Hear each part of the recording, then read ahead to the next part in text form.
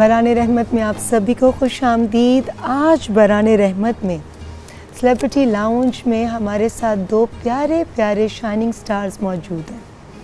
दोनों ही television screen पर इतने क्यूट नज़र आते हैं कि लोग बाज़ औक़ात ड्रामे की मेन कास्ट को छोड़कर इन्हीं को देखने में मशगूल हो जाते हैं। बड़े भैया अब वाकई बड़े हो गए हैं, यानी मॉडलिंग और ड्रामे दोनों में अपने कमालात दिखा रहे हैं, जबकि छोटे मियाँ बहुत से ड्रामे किए मगर आज भी लोग उन्हें सुनो चंदा के डीजे के नाम से ही पहचानते हैं। जी हाँ, हमारे साथ मौजूद हैं बहुत ही प्यारे, बहुत ही गुड लुकिंग बच्चे आदि खान और समी खान। जी अस्सलाम वालेकुम। वालेकुम सलाम। अब इनको मैंने बच्चा कह दिया, मगर आप तो मेरी एज ग्रुप के हुए ना। जी मैं ये हमसे बड़े हो गए। ये हमसे बड़े हैं। ये हमसे बड़े हैं। अच्छा, कैसे हैं आप दोनों? अल्हम्दुलिल्लाह ठीक ठाक। मैं बिल्कुल ठीक ठाक। रोज़े रख रहे हैं दोनों? हाँ, मैंने बीच में थोड़े से नहीं रखे थे क्योंकि रोज़ा उस वक्त गर्मी थी ना, तो इस वजह से 4-5 नहीं रखे मैंने। थोड़े से नहीं, बहुत सारे नहीं रखे। समी, आदि क्या कह रहे हैं? कितने रोज़े नहीं रखे थे? सच्ची, झूठ नहीं बोलते, सच्ची सच्ची बताओ। 10 नहीं रखे। 10 रोज़े नहीं रखे।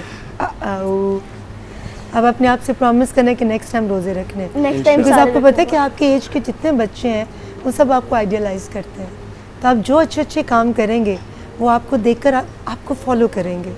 तो जब अल्लाह मियाँ किसी को स्टार बनाता है ना, और जब किसी को पॉपुलर करता है, फिर उसकी बहुत बड़ी जिम्मेदारी होती है, ना सिर्फ अपने घर वालों के लिए उनकी इज़्ज़त का ख्याल रखना, बल्कि उसके जितने फैंस होते हैं उनकी रिस्पेक्ट का भी ख्याल रखना, ताकि वो भी वैसे ही शाइनिंग स्टार्स बन जाएं अपनी अपनी ज़िंदगियों में।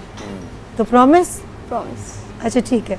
अच्छा, आप मुझे ये बताएं आदि, अभी भी अपने बचपन का वो पहला प्ले याद आता है आपको, जब पहली दफ़ा कैमरे को फेस किया? एक्चुअली बचपन में मैंने प्लेज नहीं किया, मैंने स्टार्टअप ही टीवीसी से किया था। तो आई स्टिल रिमेंबर मैंने एक जैज़ का कमर्शियल किया था, और अभी भी वो मैं देखता हूँ तो मैं ऐसा लगता है यार ये मैं था। और उसके बाद अब जाहिर सी बात है, जैसे जैसे एज फैक्टर बढ़ता जाता है फिर आपके अंदर इम्प्रूवमेंट आती जाती है। कितनी एज में आपने पहला कमर्शियल किया था? वैसे तो I am working since when I was 6 months, लेकिन जब मैं होश में आया हूँ तब मुझे मतलब I guess I was 5 years old। पहला कमर्शियल कौन सा था? पैम्पर्स। क्यूट होना चाहिए था। अच्छा ठीक है, पहला कमर्शियल वो था। उसके बाद फिर बहुत से जैसे मिल्क के ब्रांड्स होते हैं, जैसे जैसे वो एज फैक्टर के हिसाब से नहीं आता, जैसे बेबीज़ हैं तो वो डायपर्स, मिल्क वगैरह इस तरह। फिर उसके बाद टेली कम्युनिकेशंस किए, फिर उसके बाद डिफरेंट ब्रांड्स किए फूड्स वगैरह के।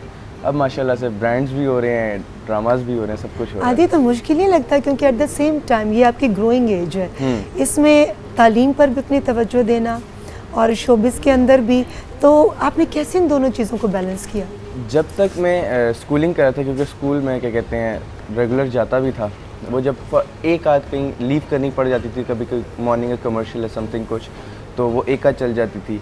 वो स्कूल टाइम तक जब तक मैं था तो थोड़ा डिफ़िकल्ट था कि मैनेज करना, सुबह स्कूल जाना, फिर रात दोपहर 2 बजे के बाद से ड्रामा के सेट पे पहुंचना, फिर वापस आके होमवर्क करना, उसके बाद सो जाना, फिर सुबह वही रिपीट करना सब कुछ।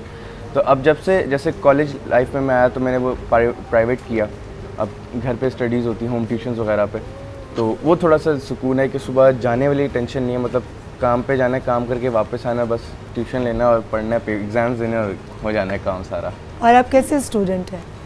Student honest answer. Honest student मतलब जब तक स्कूलिंग लाइफ थी 8 क्लास तक, तब तक to be very honest topper थे। अब थोड़े हो गए हल्के फुल्के, लेकिन आप फिर भी बहुत अच्छे स्टूडेंट बिल्कुल में शुमार आपका होता है। पढ़ाई पर आपका पढ़ाई में पूरा कॉम्प्रोमाइज़ नहीं कर सकते, कॉम्प्रोमाइज़ नहीं कर सकते इसके ऊपर ना, क्योंकि ये है तो आगे है। मतलब तालीम आपको शऊर देती है, आपको कॉन्फिडेंस देती है, आपको महसूस होता है कि तालीम कितनी अहम है हमारी ज़िंदगी में। दुनिया में तो बहुत ही ज़रूरी है। अच्छा, क्या ज़्यादा ज़रूरी है, नॉलेज हासिल करना या सिर्फ इंग्लिश बोलना? नॉलेज हासिल करना। नॉलेज है तो सब कुछ है। इंग्लिश है क्या, वो तो मैं कोर्स करके भी आ जाऊँ कल, कोई पकड़ नहीं पाएगा। बड़ी ये इतनी समझदारी वाली बातें।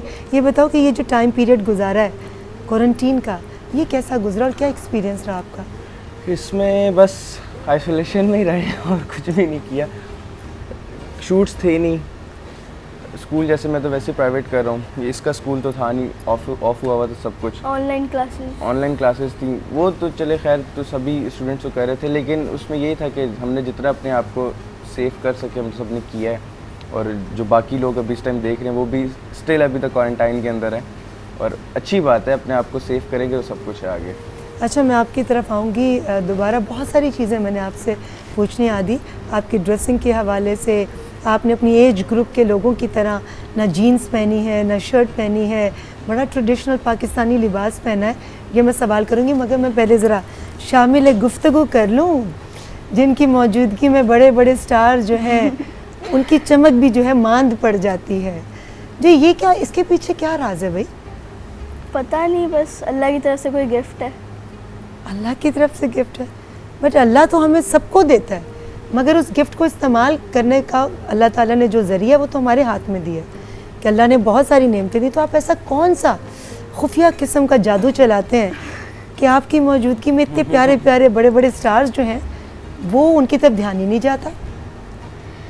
बस पता नहीं, बहुत से लोग होते हैं जिनको कोई एक एक्टर पसंद आ रहा है तो फिर वो उसी के पीछे रहते हैं, और ये चीज़ मुझे काफ़ी अच्छी लगती है। जब भी मैं कहीं जाता हूँ, जब भी कोई आता है कि हमें आपके साथ सेल्फ़ी लेनी है, हमें आपकी एक्टिंग बहुत अच्छी लगती है, जब भी मैं इस तरह से लाइव जाता हूँ तो एक ही मैसेज आता है, क्यूट, आपकी एक्टिंग बहुत अच्छी है, आप मेरे फेवरेट हो। तो बस हम दिल से तो ये खुशी होती है उनके, भाई इतना फेम मिल चुका है हमें, काफ़ी अच्छी बात है। अच्छा, बड़ा भाई भी फेमस और अब आप खुद भी बहुत ज़्यादा माशाल्लाह फेमस हो। आपने कहा लोग आते हैं, सेल्फीज़ खिंचवाते हैं, बड़ा अच्छा लगता है, तो कभी दिमाग में आया कि वो मैं बाकी बच्चों से ज़्यादा स्पेशल हो गया हूँ? नहीं, कभी ऐसी चीज़ नहीं सोची और सोचेंगे भी नहीं। और कभी अपने दोस्तों को, फैमिली मेम्बर्स को, कज़न्स को एटीट्यूड दिखाया? सच्ची वाला? सच्ची वाला? कभी कभी कज़न्स में तो चल जाता है, दोस्तों को कभी कभी, बहुत कम। दिखाते हो एटीट्यूड? बहुत कम। मसलन कैसे? मसलन जैसे जब मैं कहीं नीचे जा रहा होता हूँ तो साथ आ जाते हैं, तो मैं कहता हूँ यार मतलब क्या है, तो हर वक्त साथ रहता है, ऐसे उसको चिढ़ा रहा होता हूँ ना, तो वो चिढ़ जाते, जब वो घर जाता है तो फिर वहाँ जाके उसको फिर वापस मनाता हूँ मैं, मतलब सॉरी, प्रैंक कर रहा था, मजाक कर रहा था। फिर मना लेते हो? आता नहीं है कि मैं तो स्टार हूँ, मैं क्यों मनाऊँ जाकर? नहीं, मतलब ऐसा नहीं फील करना ना कि फिर क्या कहते हैं उसको, कि गरूर आ जाता है टाइप, इस तरह। अच्छा, क्या कहते हैं उसको? अच्छा, क्या कहते हैं क्या कहते हैं उसको? गरूर। अरे हाँ हाँ, वो गरूर, वो शैतान का जो भाई है वो आ जाता है, तो उस गरूर को फिर फेंक देते हो, एकदम निकाल देते हो ज़िंदगी से। कैसे निकालते हो? लाहौल वेला पढ़ते हो, क्या करते हो? या अम्मी कान खींचती हैं या बड़ा भाई आकर कान खींचता है, नहीं, या खुद अंदर से आवाज़ आती है? खुद ही सोचता हूँ कि मतलब ऐसी चीज़ नहीं करनी, अल्लाह पाक को ये चीज़ नहीं पसंद है, इस वजह से। अच्छा, ये कितनी प्यारी बात की ना हमारे बेटे ने कि ऐसी चीज़ नहीं करनी जो अल्लाह पाक को नहीं पसंद। तो ऐसी चीज़ पहले ही क्यों की जाए जो अल्लाह पाक को नहीं पसंद? बस ऐसे ही मजाक में। मजाक में, बट आइंदा नहीं करनी, क्योंकि अब आप स्टार बन गया ना, इतनी सारी जिम्मेदारियाँ। अच्छा, ये बताओ, सुनो चंदा में आपने इतनी बड़ी कास्ट के साथ काम किया, आप तो बड़े लोगों का फेवरेट है, मगर आपका कौन फेवरेट था? मेरा बहुत सारे एक्टर्स हैं जो मेरे फेवरेट। इमरान अशरफ, जिन्होंने भोले का कैरेक्टर किया था, वो। आपने उनके साथ काम किया? जी, अभी मैं कोरोना से पहले उनके साथ एक काम कर रहा था, ड्रामा मुश्क, अभी वो कर रहा था मैं उनके साथ। और दूसरा जो सुनो चंदा में जो कास्ट थी, फरहान भाई, इकरा आपी, नादिया अगवान, रज़ा तालिश, ये सब मेरे बहुत अच्छे फ्रेंड्स थे। इस उम्र में इतनी ज़्यादा सियासत है, डिप्लोमेट हो चुके हो भाई। कोई एक नाम बताओ ना, जैसे मैं कहती हूँ कि जी मेरे करियर में मुझे सबसे ज़्यादा जो सपोर्ट किया और समझाया वो नदीम साहब ने किया। वो मेरे लिए एक बाप की शफ़क़त भी रखते थे, सीनियर भी थे, मेरे मेंटोर थे, मैंने उनसे बहुत कुछ सीखा। तो इसी तरह कोई एक तो होता है, मेरे और भी बहुत हैं। ग़ुलाम मोइनुद्दीन साहब से तलफ़्फ़ुज़ की अदायगी के हवाले से बहुत ज़्यादा गाइडेंस मिली, और शमी मारा बिल्कुल माँ की तरह ट्रीट करती थी, लेकिन वो बताती थी कि आपका फुटवर्क कैसा होना चाहिए, एक्सप्रेशंस लाउड नहीं होने चाहिए, अंडर होने चाहिए। तो हर एक की अपनी अपनी कोई ना कोई स्पेशलिटी जिनसे सीखी। वैसे तो उनमें बहुत ज़्यादा सलाहियतें, लेकिन आप आइडियलाइज़ करते हैं। एक का नाम लो ना, सियासत नहीं करनी है। मैंने जो इकरा आपी या नहीं, वैसे बेसिकली जो मैंने जो ज़्यादातर जिनसे सीखा है वो एहसन अंकल है, एहसन तालिश। एहसन तालिश डायरेक्टर से ज़्यादा सीखा? जी। और बाकी नादिया आपी हैं, उनसे भी मैंने बहुत सीखा है। क्या सिखाया नादिया आपने? जब कि अगर खाना कितना ज़्यादा खाना है? नहीं, वो तो मुझे पहले से आता है। ओए जा, क्यूट बेटा। अच्छा, ये तो पहले से आता है। तो अच्छा, इकरा ने क्या सिखाया? इकरा आपी से बहुत कुछ सीखा है, मतलब उस पूरी क्लास से मैंने बहुत कुछ सीखा है। नहीं, मगर बताओ ना किसी की कोई अच्छी ऐसी बात जो याद रहेगी हो कि इकरा आंटी ने मुझे बताया कि बेटा जब आपने यहाँ ना यहाँ लाउड एक्सप्रेशंस नहीं देने, यहाँ आवाज़ का उतार चढ़ाव उसको बड़ा बैलेंस करके चलना है। किसी ने ऐसे टिप्स भी दिए या इतने ज़बरदस्त आप कॉन्फिडेंट और इतने टैलेंटेड कि सब ने कहा बहुत परफेक्ट है भाई, कुछ भी नहीं सिखाने की ज़रूरत? नहीं, अगर परफेक्ट होता भी है तो मैं तो यही कहूँगा कि थोड़ा सा उसके अंदर मतलब कोई चीज़ें निकाल लें ताकि मैं और मोटिवेट हूँ उस चीज़ से। क्या बात है यार, मैं तो तुमसे मोटिवेट हो रही हूँ, इतनी प्यारी प्यारी बातें कर रहे हो। अच्छा, ये ट्रेनिंग अम्मी की तरफ से या खुद इतने कॉन्फिडेंट हो? खुद ही, मतलब जब भाई शूट पे जाता था तो भाई को देख देख के मतलब ये सारी चीज़ें आ गई। भाई आपके आइडियल है? जी। एक्चुअली ये मसला ये है, सॉरी मैं बात काट रहा हूँ। मामा हमारी अपने टाइम पे मतलब बहुत पुराने मतलब 90s के एराज में या 80 के मतलब एरा सॉरी मतलब 90s में, तो मामा खुद भी एक टाइम पे देखो, मामाओं की एज का पोल नहीं खोलते। नहीं, दिस इज वेरी बैड। और पता है कई मामा से भी बड़ी होंगी, मगर चूंकि मामा पॉपुलर होंगी और मामा की एज का टाइम पीरियड किस वक्त में ऐड किया था, किस वक्त में पर्दा स्क्रीन पर आई थी, वो लोगों के सामने आ गया। अब उसके उनसे बड़ी भी जो होंगी ना, वो चूंकि नहीं, मामा पॉपुलर अब थोड़ी शायद मामा काम के कर रही बाद हैं। हुई हो, मगर वो मामा से छोटी बन के अब लोगों के सामने होंगी। नहीं मामा अब काम नहीं कर रही, लेकिन उस टाइम की मैं बात बता रहा हूँ। मामा तब मॉडलिंग, एक्टिंग, होस्टिंग वगैरह में एक टाइम पे थी। फिर उसके बाद अच्छा, अब तो उन्होंने ये finish ट्रेनिंग कर घर दिया। से है? ट्रेनिंग घर से है तो ये। मामा आपको बहुत क्रेडिट जाता है भाई, ज़बरदस्त। अच्छा, तो मामा ने ये कॉन्फिडेंस दिया। अच्छा, ये बताओ कि जब घर आते हो आप लोग दोनों भाई, आपस में किसी बात पर नोक झोंक भी होती है? और कोई बहन भी है? नहीं। आप दोनों ही हो? हम्म। ओ, इतना प्यार होगा ना फिर दोनों में। बहुत ज़्यादा। ये इस बहुत ज़्यादा के अंदर बहुत कुछ है।